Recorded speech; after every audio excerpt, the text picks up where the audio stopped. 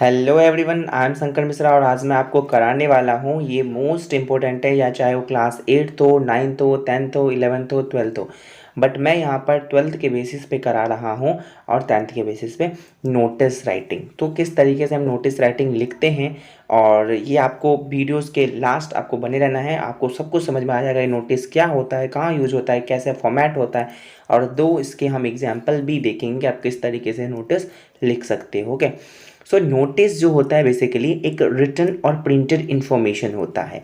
ये आपको ध्यान रखना है, ये रिटन और प्रिंटेड इन्फॉर्मेशन हो सकता है, या तो आपके जैसे आपने देखा होगा कि आपके स्कूल के बाहर या फिर स्कूल में एक नोटिस बोर्ड होगा, या फिर एक नोटिस सर्कुलेट होता है व्हेन एनी हॉलीडेज, है ना। जब कभी हॉलीडेज होता है तो क्या होता है, नोटिस सर्कुलेट होता है, तो वही होता है नोटिस। तो उसको लिखा जाता है, तो वो रिटन मतलब चाहे वो पेन से लिखा हो या फिर वो प्रिंटेड फॉर्म में हो, ठीक है। और न्यूज़ अनाउंसमेंट होता है बेसिकली, ये न्यूज़ अनाउंसमेंट होता है जैसे हॉलीडे हो कोई सा, स्कूल की बात कर रहा हूँ मैं, जैसे कोई इंटर स्कूल कंपटीशन होता है स्कूल में, तो उसके लिए भी नोटिस होता है। कोई कंपटीशन अरेंज कर ऑर्गेनाइज्ड होने वाला होता है, तब भी नोटिस लिखा जाता है। तो नोटिस आर ईदर डिस्प्ले और एट प्रोमिनेंट प्लेसेस और पब्लिश इन न्यूज़पेपर और मैगजीन्स। हमारे मैगजीन्स और न्यूज़पेपर में भी कभी कभी नोटिस क्या होते हैं, पब्लिश होते हैं।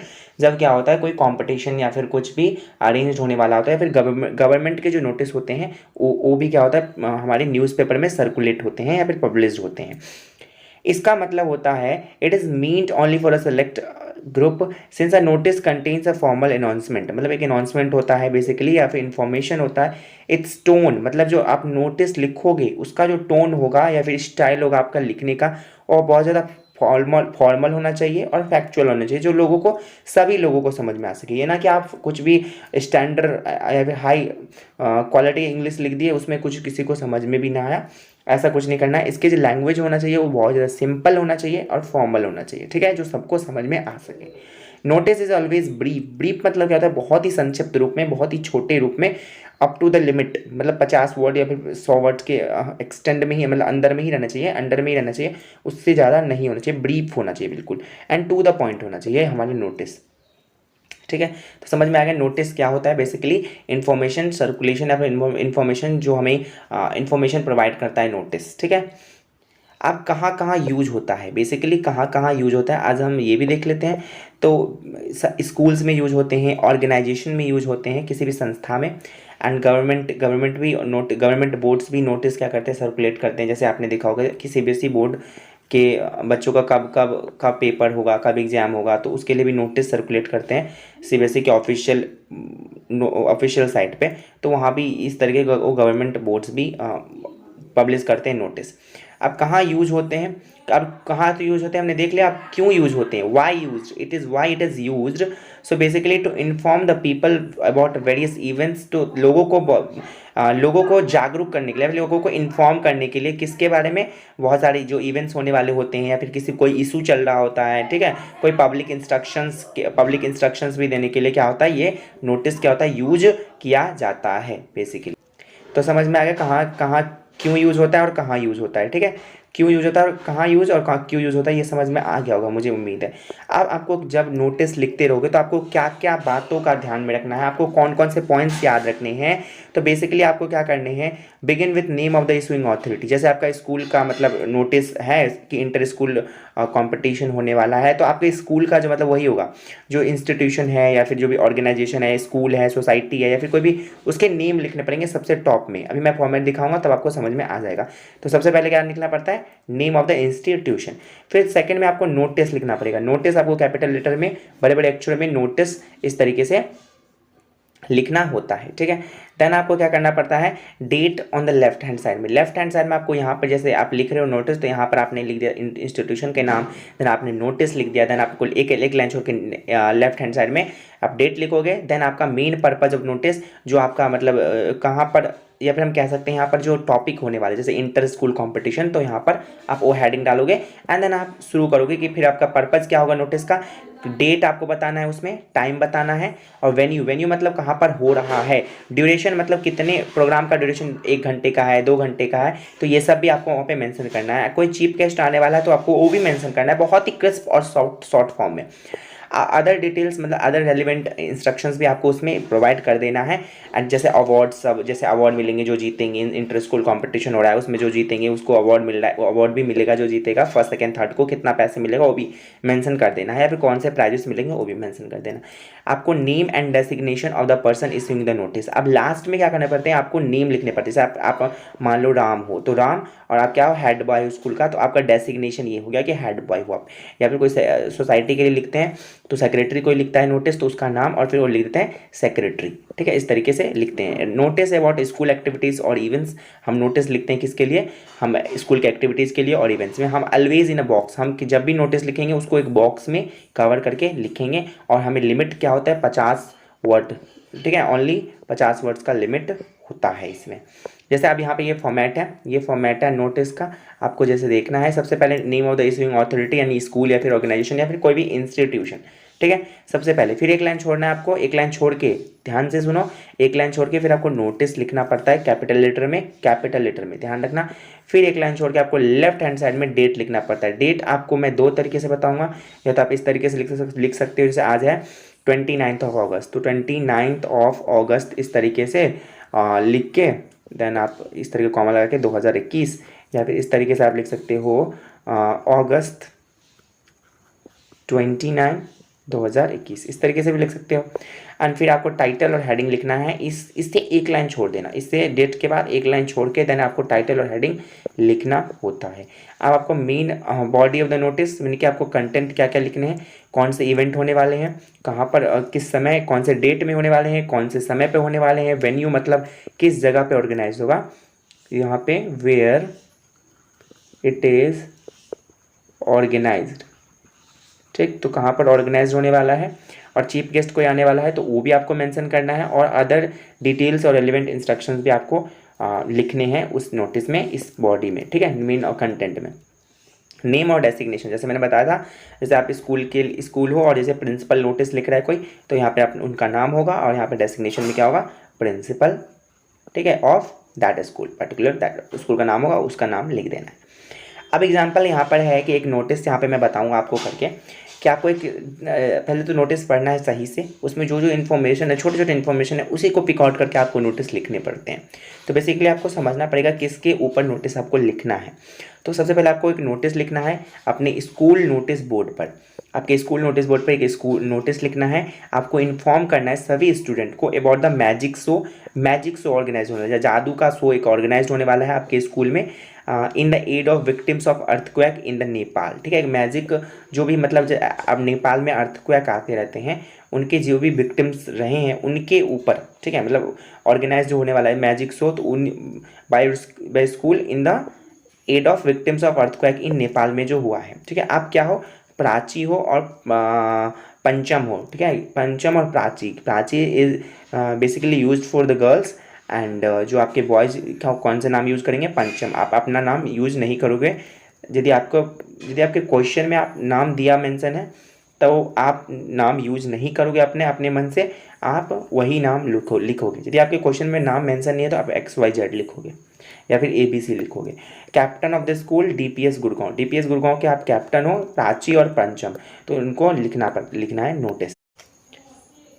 तो आपको नोटिस लिखना है DPS गुड़गांव। सबसे पहले आप नेम ऑफ द इंस्टीट्यूशन लिख दोगे, जैसे यहाँ पे लिखा हुआ है DPS गुड़गांव, गुड़गांव कहाँ पे है, हरियाणा में है, तो ये आपको लिखना है। Then second point is that notice लिखना है, नोटिस इज आपके कैपिटल लेटर में होना चाहिए, एक लाइन छोड़ के लिखना है, इंस्टीट्यूशन के बाद एक लाइन छोड़ना, देन नोटिस लिखना, देन एक लाइन छोड़ के आपको लिखना है डेट लिखना है। आपको DATE ये लिखने की जरूरत नहीं है, आप डायरेक्ट डेट लिखोगे, जो डेट रहेगा उस दिन का, जिस दिन आप नोटिस लिख रहे हो उस दिन का, और जिस दिन होने वाला है प्रोग्राम वो आप क्या लिखोगे, बॉडी में लिखोगे, कंटेंट में लिखोगे।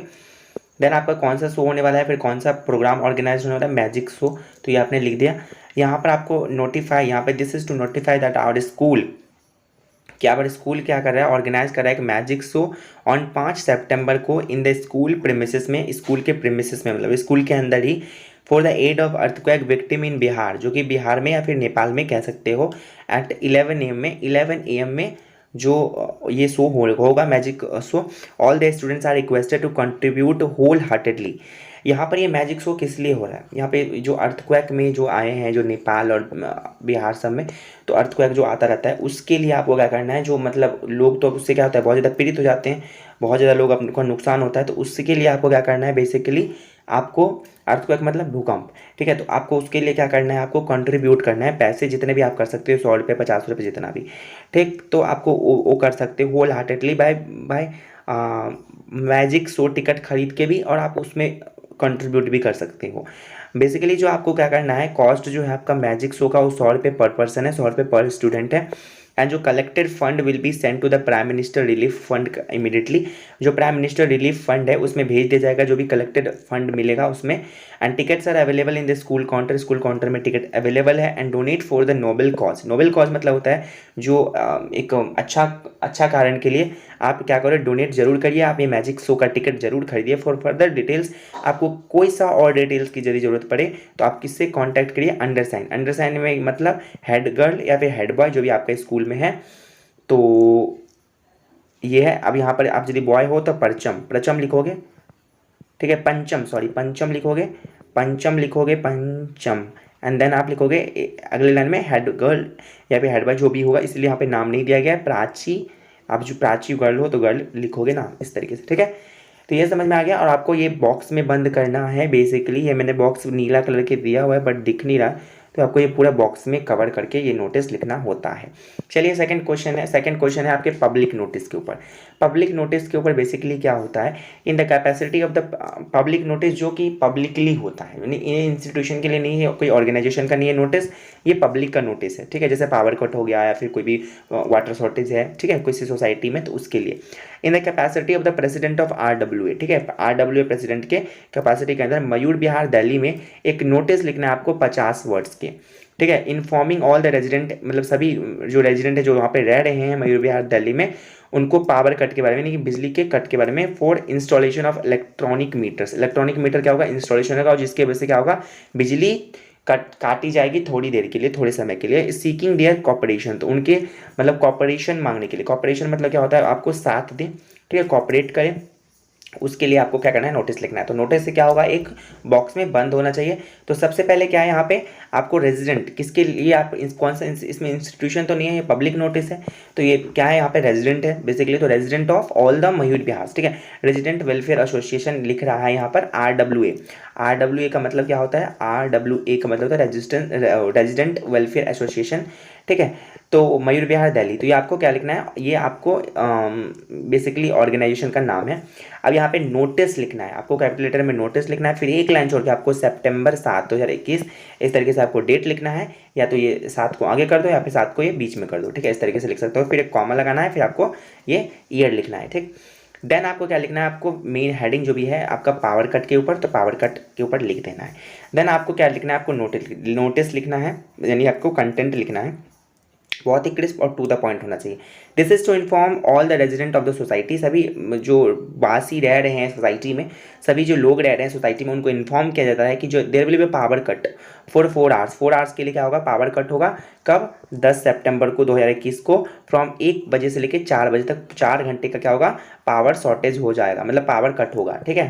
And due to the installation of electronic meter inconvenience is regretted. Regretted मतलब क्या होता है, माफ़ी करना, यदि किसी को भी मतलब इस बात से खेद हो तो हमें माफ़ कर दीजिएगा। ML वर्मा, ठीक है, यहाँ पे प्रेसिडेंट RWA, यहाँ पर जो प्रेसिडेंट का नाम है ML वर्मा प्रेसिडेंट, और फिर RWA, इस तरीके से भी आप लिख सकते हो, ठीक है।